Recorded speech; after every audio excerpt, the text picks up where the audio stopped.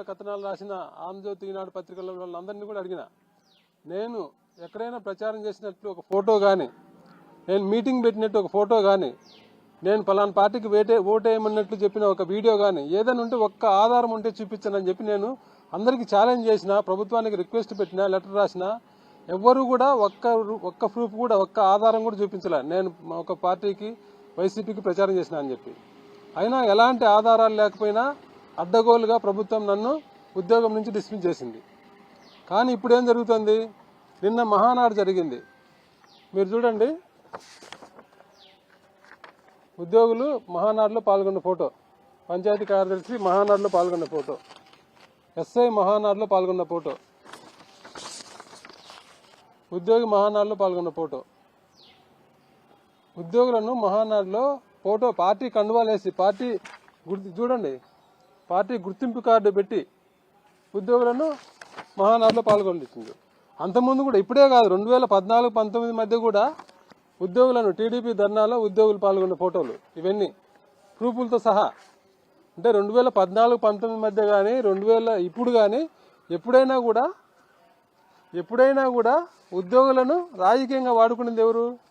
TDP పార్టీనే. ఇప్పుడు ప్రూఫ్తో సహా నేను చూపిస్తాను.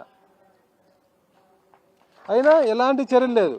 నేను ఏం చేయకపోయినా అడ్డగోలుగా ప్రభుత్వం నన్ను డిస్మిస్ చేసింది.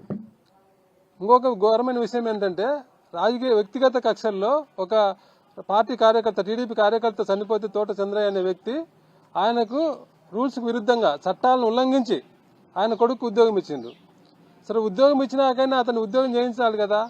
ఉద్యోగం ఇచ్చిన తర్వాత అతను మళ్ళీ పార్టీ కార్యక్రమాల్లో పార్టీ కార్యకర్తలాగా ఆడుకుంటున్నారు. అంటే తప్పుడు పనులన్నీ చేసేది వాళ్ళు, మా మీద నిందలేసి మమ్మల్ని ఉద్యోగం నుంచి డిస్మిస్ చేయడం. ఖచ్చితంగా నా మీద పెట్టిన తప్పుడు కేసే. ఆ తప్పుడు కేసు పెట్టిన కలెక్టర్ కూడా ఇప్పుడు డిఎస్సి స్కామ్లో ఇరుక్కుపోయాడు ఆయన. అది చాలా అది 100% తప్పు జరిగింది డిఎస్సిలో. ఖచ్చితంగా డిఎస్సి మీద నిష్పక్షపాతంగా విచారణ జరిగితే IAS officer, commissioner, school education commissioner, నా మీద కేసు పెట్టిన ఆయన, కడప కలెక్టర్గా ఉండి కేసు పెట్టిన ఆయన విజయరామరాజు ఖచ్చితంగా జైలుకి వెళ్ళడం ఖాయం ఈ డిఎస్సి మీద విచారణ జరిగితే. ఎందుకంటే వాళ్ళు అడ్డగోలుగా చేసిండ్రు, మెరిట్ లిస్ట్ని మార్చిండ్రు. సెలక్షన్ లిస్ట్ అంటే వాళ్ళన్నట్టు హారిజాంటల్ రిజర్వేషన్ ఏదో కారణాలతో కోర్టు కేసుల వలన కొన్ని మార్పులు జరగచ్చు. కానీ మెరిట్ లిస్ట్ ఎట్లా మారుతుంది? ఎగ్జామ్ రాసినాక మార్కులు వచ్చిన తర్వాత మార్కుల ప్రకారం మెరిట్ లిస్ట్ తయారు చేస్తారు. మార్కులు మారవు కదా ఎప్పటికీ. అలాంటిది మెరిట్ లిస్ట్ను 3 సార్లు మార్చిండ్రు. ఫస్ట్ ర్యాంక్ వచ్చిన వ్యక్తిని మెరిట్ లిస్ట్లో నుంచి తీసేసిండ్రు.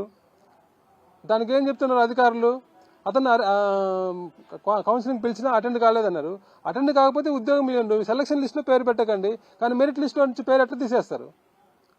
మెరిట్ లిస్ట్లో పేరు తీసేసినంటే మీకు అనుకూలంగా మెరిట్ లిస్ట్ని మార్చుకున్నట్టే కదా. మెరిట్ లిస్ట్ని 3 సార్లు మార్చిండ్రు. మెరిట్ లిస్ట్ను వెబ్సైట్లో నుంచి మాయం చేసిండ్రు.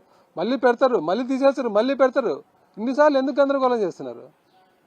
ఖచ్చితంగా ఇది ఎప్పటికైనా ఈ డిఎస్సి స్కామ్లో ఎప్పటికైనా విజయరామరాజు ఐఏఎస్ ఆఫీసర్ తప్పుడు పనులు చేసిన వ్యక్తి, ఆ రోజు ఎలక్షన్ టైంలో టీడీపీకి తొత్తుగా వ్యవహరించి నా మీద కేసు పెట్టిన వ్యక్తి ఈ డిఎస్సి స్కామ్లో ఎప్పుడైనా జైలుకి వెళ్ళక తప్పదు.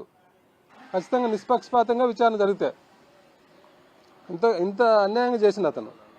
ఇంకా ఎంప్లాయీస్ విషయానికి వచ్చే, ప్రభుత్వంలోని పెద్దలందరూ సూపర్ సిక్స్ గురించి చాలా గొప్పలు చెప్పుకుంటున్నారు. కానీ ఉద్యోగులకు ఇచ్చిన సూపర్ 6 సంగతి ఏంటి? ఉద్యోగులకు కూడా మీరు హామీలు ఇచ్చిండు కదా ఎలక్షన్ టైంలో. ఉద్యోగులకు కూడా సూపర్ 6 కాదు, చాలా హామీలు ఇచ్చిండు.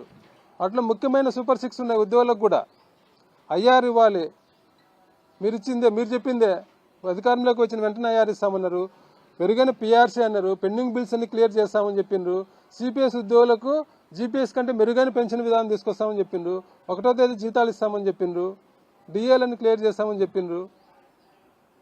మిగతా అన్ని మొదలుపెట్టినా అందరి ఉద్యోగులకు సంబంధించిన కామన్ ఈ సూపర్ 6 డిమాండ్లో ఒక్క డిమాండ్ అయినా మీరు అమలు చేశారా?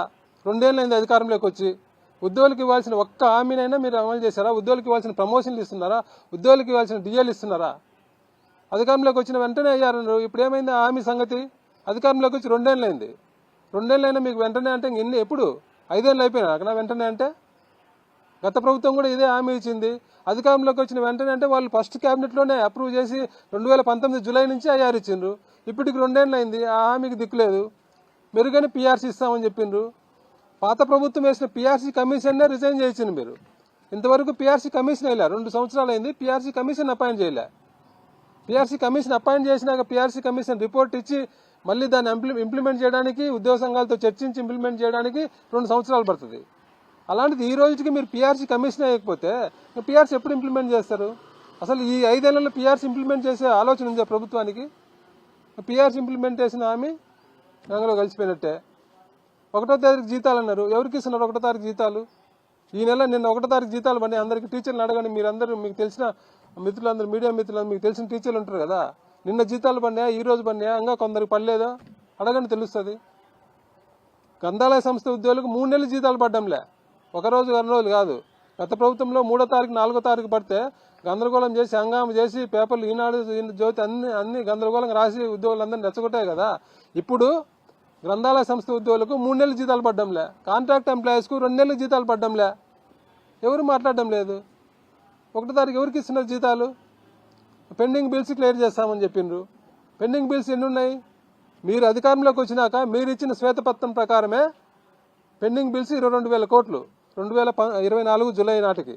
కానీ ఈ రోజు 2 నెలలు మీరు అధికారంలోకి వచ్చిన 2 నెలల తర్వాత ఈ రోజు పెండింగ్ బిల్స్ ఎన్ని మీరు చెప్పండి? 35,000 కోట్లు ఉన్నాయి పెండింగ్ బిల్స్. అంటే మీ ప్రభుత్వం వచ్చినాక బకాయిలు పెరిగినాయి తప్ప బకాయిలు తగ్గడంలే. ఎక్కడ ఈ హామీ ఎక్కడ అమలు చేసిండ్రు?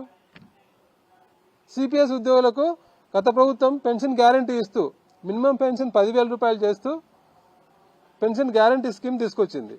ఇప్పుడు మీరు చాలా మందిని అడగండి, సిపిఎస్లో రిటైర్ అయిన ఉద్యోగులకు కొందరికి 100లో కూడా వస్తుంది, 600 పెన్షన్ వస్తుంది, 1,500, 2,000. అంటే ప్రభుత్వం ఓల్డ్ ఏజ్ పెన్షన్లకు ఇచ్చేదానికంటే తక్కువ పెన్షన్ సిపిఎస్ ఉద్యోగులు తీసుకుంటారు చాలామంది. అలాంటి ఇబ్బందులు ఉండకూడదని గత ప్రభుత్వం గ్యారంటీడ్ పెన్షన్ విధానం తీసుకొచ్చి దాని ప్రకారం మినిమం పెన్షన్ 10,000 చేసి రిటైర్ అయిన దాంట్లో సగం పెన్షన్ ఇస్తూ దానికి మీద డిఏ ఇస్తూ గ్యారంటీడ్ పెన్షన్ విధానం తీసుకొచ్చింది. అది బాగలేదు. దానికంటే మెరుగైన పెన్షన్ విధానం తీసుకొచ్చామని మీరు ఎలక్షన్ టైంలో హామీ ఇచ్చిండ్రు. హామీ ఇచ్చి మీరు వచ్చిన తర్వాత గత ప్రభుత్వం తెచ్చిన జీపీఎస్ని పక్కన పెట్టిండ్రు. కానీ మీరు ఏమైనా ఉద్యోగులకు చేయాలని ఆలోచన చేసిండ్రా? 2 ఏళ్ళైంది. ఆ సిపిఎస్ ఉద్యోగులకు ఏ విధంగా న్యాయం చేయాలనుకుంటున్నారు? కనీసం వాళ్ళని పిలిచి ఒక మాట మాట్లాడారా?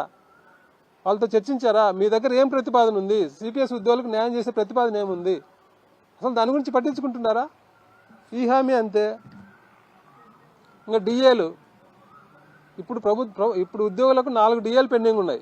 ఇంకొక 20 రోజులు పోతే 5వ డిఏ అంటే జూలై 1వ తారీఖు నుంచి 5 డిఏలు పెండింగ్ అవుతాయి. గతంలో ఎప్పుడైనా 5 డిఏలు పెండింగ్ ఉన్నాయి ఉద్యోగులకు? ఎప్పుడూ 5 డిఏలు పెండింగ్ లేవు. కేవలం కరోనా టైంలో మాత్రమే పెండింగ్ ఉన్నాయి. కరోనా టైంలో ఎందుకు పెండింగ్ ఉన్నాయంటే గవర్నమెంట్ ఆఫ్ ఇండియా ఫ్రీజ్ చేసింది.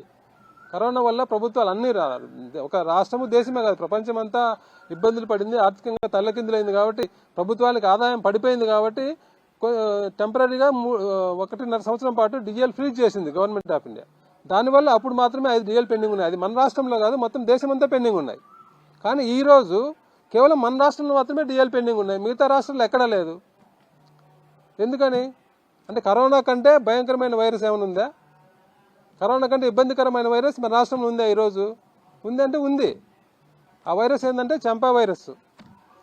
చంద్రబాబు పాలన అనేదే ఈరోజు ఒక వైరస్, ఈ రాష్ట్రానికి పట్టిన వైరస్, రాష్ట్రాన్ని అతలాకుతలం చేస్తున్న వైరస్, రాష్ట్రంలో ప్రజలందరినీ ఇబ్బంది పెడుతున్న వైరస్.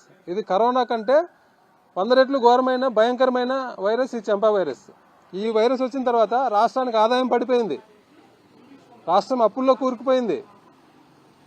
రాష్ట్రంలో 3 లక్షల మంది ఉద్యోగాలు కోల్పోయినరు. ఇది నేను నోటి మాటగా చెప్పడంలే, నా దగ్గర లిస్ట్ ఉంది, కావాలంటే మీకు ఇస్తా. 3 లక్షల మంది ఈ ప్రభుత్వం వచ్చిన తర్వాత 3 లక్షల మంది ఉద్యోగాలు కోల్పోయినరు. మెడికల్ కాలేజీలు అమ్ముకుంటున్నారు, ప్రభుత్వ భూములు పప్పు బేలాల మాదిరి పావలాకు రూపాయికి అమ్ముతున్నారు. ఆరోగ్యశ్రీ ఆగిపోయింది, ఫీజు రింబర్స్మెంట్ ఆగిపోయి పిల్లలు చదువులు ఆగిపోయినాయి. ఈ పిల్లలు మధ్యాహ్నం భోజనం తిని పిల్లలు ఆసుపత్రులు పాలవుతున్నారు. రైతులకు ఎరువులు దొరకడంలే, పంటలకు గిట్టుబాటు ధర లేక రైతులు ఆత్మహత్యలు చేసుకుంటున్నారు. గ్యాస్ ధర పెరిగింది, కరెంటు బిల్లు పెరిగింది, డీజిల్ బిల్లు పెరిగింది. ఈ రకంగా ఏ వర్గం ప్రజలు సంతోషంగా ఉన్నారు? ఏ వర్గాన్ని వదిలిపెట్టిండ్రు? అన్ని వర్గాన్ని. అంటే ఈ చంద్రబాబు పాలన అనే ఈ చంపా వైరస్ వచ్చిన తర్వాత రాష్ట్రంలో అన్ని వర్గాల ప్రజలు తీవ్ర ఇబ్బందులు పాలవుతున్నారు. మరీ ముఖ్యంగా ఉద్యోగులకి 2 సంవత్సరాల కాలంలో ఉద్యోగులను పట్టించుకున్న పాపాన్ని పోలే, ఉద్యోగులకు ఒక్క హామీ అమలు చేసిన పాపాన్ని పోలే. కనీసం ఉద్యోగులకు ఇవ్వాల్సిన పెన్షన్ ప్రమోషన్లు కూడా ఇవ్వడంలే. అసెంబ్లీలో 2 సంవత్సరాల నుంచి ప్రమోషన్లు పెండింగ్ ఉన్నాయి, సెక్రటరీలో ఎస్ఓ పోస్టులు పెండింగ్ ఉన్నాయి. ఎక్కడో మారుమూల ప్రాంతాల్లో చెప్పడం లేను, అడ్మినిస్ట్రేషన్కు గుండెలాంటి రాష్ట్ర సచివాలయంలోనే ప్రమోషన్లు ఇవ్వడంలే. డిఎల్ ముందే చెప్పాం, డిఎల్ సంగతి మీరు ఇచ్చిన హామీలు ఇచ్చినట్టు కాకుండా ఉద్యోగులకు రెగ్యులర్ రావాల్సినట్టు కూడా ఇవ్వడంలే. కరోనా టైంలో ప్రభుత్వం 27% ఐఆర్ ఇచ్చింది. ఇప్పుడు ఈ చంపా వైరస్ వల్ల ఆ ఉద్యోగులకు ఐఆర్ అనేది అసలు లేదు, ఐఆర్ లేదు. ఏది భయంకరమైంది? కరోనా కంటే భయంకరమైంది ఈ చంద్రబాబు పాలన అని చెప్పడానికి ఇంకేమైనా నిదర్శనం కావాలి? అప్పుడు కరోనా ఇబ్బంది ఉన్నా కూడా ప్రభుత్వం 23% ఫిట్మెంట్తో పీఆర్సీ ఇచ్చింది. ఈరోజు పీఆర్సీ కమిషనే లేదు. ఆ రోజు 20,000 కోట్లు పెండింగ్ బిల్లు ఉంటే ఈరోజు 35,000 కోట్లు పెండింగ్ బిల్లు అయినాయి. కాబట్టి కరోనా కంటే ఇబ్బందికరంగా ఇప్పుడు పాలన ఉంది. ఈ చంపా వైరస్ పాలన అనేది కరోనా కంటే ఇబ్బంది పెడుతుంది. ఇంత ఇబ్బంది పెట్టినా ఉద్యోగులు ఇంత రావాల్సినట్టు ఏవి రాకుండా ఉద్యోగులు ఇబ్బంది పడుతున్నా కానీ ఏ ఒక్క ఉద్యోగ సంఘ నాయకుడు మాట్లాడడం లేదు. వాళ్ళు ఎందుకు మాట్లాడడం ఆశ్చర్యంగా ఉంది. ఆ రోజు మేము ఇన్ని సాధించిన, అంటే కరోనా వంటి ఇబ్బందికర పరిస్థితులు ఉన్నప్పటికీ 25 సంవత్సరాలుగా ప్రమోషన్ అని ఎంపీడీఓలు ప్రమోషన్ ఇప్పించడం, 27% ఐఆర్ వచ్చింది, 23% ఫిట్మెంట్ వచ్చింది, కాంట్రాక్ట్ ఎంప్లాయీస్ రెగ్యులరైజేషన్ అయింది, 136,000 మందితో సచివాలయ వ్యవస్థ వచ్చింది, ఆర్టీసీ ఉద్యోగులను ప్రభుత్వంలోకి తీసుకున్నారు. ఇన్ని కరోనా సమయంలో ఇన్ని సాధించినా కూడా మా మీద ఉద్యోగ సంఘం అప్పుడేం ముద్రేశారు? వైసీపీ భజన పరులని మా మీద ముద్రేసిండ్రు. మళ్ళీ మీరేం చేస్తున్నారు? ఇప్పుడు మీరు భజన చేస్తున్నారు, భజనగా డ్యాన్స్ చేస్తున్నారు. మీరు ప్రభుత్వం చెప్పినట్లు ఆడితే ప్రభుత్వానికి అనుగుణంగా మీరు డ్యాన్స్ చేస్తున్నారు, అంతే కదా? ఏం సాధించారు మీరు ఉద్యోగులు చెప్పండి? ఒక్క ఈ 2 నెలల కాలంలో ఈ ప్రభుత్వం నుంచి ఉద్యోగులకు ఒక్క ఫలానా బెనిఫిట్ జరిగిందని చెప్పి ఏ ఉద్యోగ సంఘ నాయకుడైనా వచ్చి ముందుకు వచ్చి మాట్లాడమండి. ఎందుకు మాట్లాడడం లేదు మీరు? ప్రభుత్వం అంటే భయమా? ప్రభుత్వానికి భయపడే వాళ్ళు నాయకత్వం చేయకూడదు. వాళ్ళు భయపెట్టడానికి నా మీద ప్రభుత్వం యాక్షన్ తీసుకునేది భయపెట్టడానికే. కానీ భయపడకుండా ముందుకొచ్చి ఉద్యోగుల పక్షాన్ని నిలబడినప్పుడే మనం నాయకులుగా నిరూపించుకోగలుగుతాం, నిజమైన నాయకులుగా నిలబడగలుగుతాం. కాబట్టి ఇప్పుడైనా ఉద్యోగ సంఘాల నాయకులందరినీ కోరుతున్నా, ఈ ప్రభుత్వం ఇంత అన్యాయంగా ఇంత అడ్డగోలుగా ఉద్యోగులను ఇబ్బంది పెడుతుంది కాబట్టి ఉద్యోగుల పక్షాన్ని నిలబడండి. ఉద్యోగులకు రావాల్సిన అన్ని అంశాలు డిఏలు, పిఆర్సీ, ఐఆర్ వీటన్నిటి మీద సాధించాలంటే అందరూ ఏకమత్యంగా అందరూ ఒకటయ్యి ఈ ప్రభుత్వం మీద పోరాడాలని విజ్ఞప్తి చేస్తున్నాం మీ ద్వారా. అలాగే ఉద్యోగులకు కూడా చెప్తున్నా, ఉద్యోగులందరూ ఇప్పుడు వాట్సాప్ ఉద్యమాలు చేస్తున్నారు. ఏదైనా వాళ్ళ మీద కోపం వచ్చి వాట్సాప్లో ఒక మెసేజ్ పెట్టి వదిలేస్తున్నారు. దానివల్ల ప్రభుత్వంలో చలనం రాదు. వాట్సాప్ ఉద్యమాల వల్ల ప్రభుత్వంలో చలనం రాదు. మీరు రోడ్డు మీదకి వచ్చి మీ నిరసన, మీ ఆవేదన ప్రభుత్వానికి తెలియజేస్తేనే ప్రభుత్వంలో చలనం వస్తుంది. కాబట్టి ఉద్యోగ సంఘాలు ఏ ఉద్యోగ సంఘం పిలిపించినా, ఏ ఉద్యోగ సంఘ నాయకుడు పిలిపించినా కూడా ఉద్యోగులందరూ పాల్గొని ఆ కార్యక్రమాలను, నిరసన కార్యక్రమాలు విజయవంతం చేసి ప్రభుత్వం దిగొచ్చేలాగా ప్రభుత్వం మీద పోరాడి ఉద్యోగులకు రావాల్సినవి సాధించాలని చెప్పి మీ ద్వారా తెలియజేస్తున్నా.